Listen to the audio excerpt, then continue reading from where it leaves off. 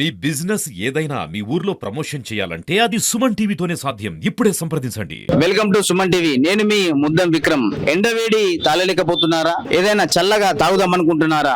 ముఖ్యంగా మీ పిల్లలు అడగగానే వాళ్ళకి జ్యూసులు గానీ ఐస్ క్రీమ్ గానీ కొనిద్దాం అనుకుంటున్నారా? అయితే తస్మత్ జాగ్రత్త. ఎందుకంటే నిన్న వరంగల్లో జరిగిన ఇన్సిడెంట్ అనేది మన అందరికీ ఒకటి గుణపాఠం అనే చెప్పవాలి. ఎందుకనంటే అక్కడ ఐస్ క్రీమ్ బండిపై ఇలాంటి ఫాలుదాలు, లస్సీ, బాదం మిల్క్, ఐస్ క్రీమ్లు అమ్మే వ్యక్తి వాటిలో తన మూత్రాన్ని దాంతో పాటు వీర్యాన్ని కలిపి అమ్మడం జరిగింది.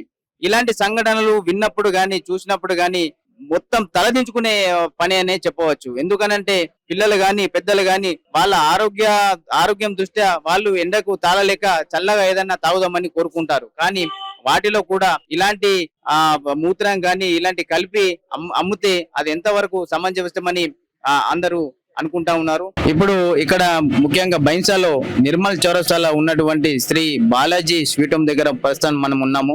ఇక్కడ ఇలాంటి బండి కూడా వాళ్ళు నిర్వహిస్తా ఉన్నారు. ఒకసారి వాళ్ళకి అడిగి తెలుసుకుందాం. ఈ పదార్థాలు తయారు చేసే సమయంలో వాళ్ళు ఎలాంటి ప్రమాణాలు పాటిస్తూ ఇలాంటి పదార్థాలు తయారు చేస్తున్నారు, ఇలాంటి జ్యూసులు తయారు చేస్తున్నారో ఒకసారి అడిగి తెలుసుకుందాం. సార్ నమస్తే. నమస్తే. ఒకసారి చెప్పండి, ఎలా మీరు ఈ జ్యూసులు గాని, బాదాం మిల్క్ గాని, ఫాలుదాలు గాని, లస్సీ గాని ఎలా తయారు చేస్తా ఉన్నారు? మీరు ఎలాంటి ప్రమాణాలు దీంట్లో పాటిస్తా ఉన్నారు? ఎలాగే చేస్తావు? గేదె పాల నుంచి తయారు చేస్తాము. అట్లా అంటే మనం కెమెరా అండర్ లోనే చేస్తాం.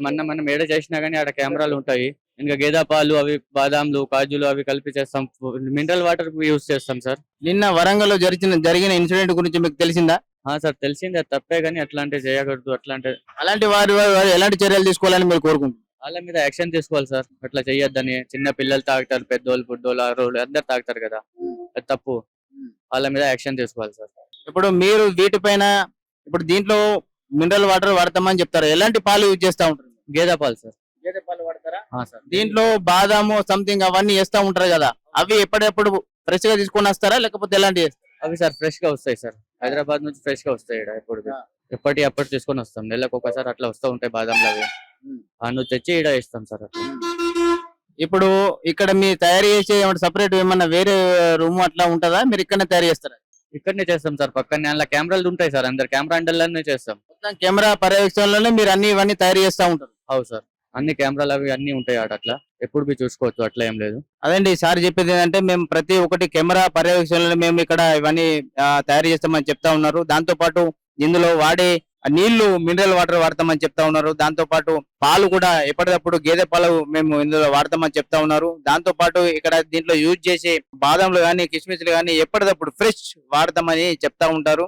దాంతో పాటు నిన్న వరంగల్ లో జరిగిన ఇన్సిడెంట్ వారిపై కఠిన చర్యలు తీసుకోవాలని చెప్పేసి ఈ సార్ కోరుతా ఉన్నారు. ఇప్పుడు మనతో పాటు ఉన్నారు శ్రీకృష్ణ ఐస్ క్రీమ్స్ ఈ బండి ఓనర్ బక్షు. ఒకసారి ఈ బక్షు అడిగి తెలుసుకుందాం ఇక్కడ ఏమేమి దొరుకుతాయి, వాటి తయారు చేసే విధానంలో వీళ్ళు ఎలాంటి ప్రమాణాలు పాటిస్తున్నారో ఒకసారి బక్షుని అడిగి తెలుసుకుందాం. కుల్ఫీ తయారు చేస్తూ, ఐస్ క్రీమ్ తయారు చేస్తూ అన్ని మంచి తయారు చేస్తా. ప్యూర్ దూద్లా తయారు చేస్తా, ప్యూర్ చీజ్ తయారు చేస్తా. ఏం మిలావట్లే మంచి తయారు చేస్తా. నిన్న వరంగల్ లో జరిగిన ఇన్సిడెంట్ గురించి మీకేమైనా తెలిసిందా?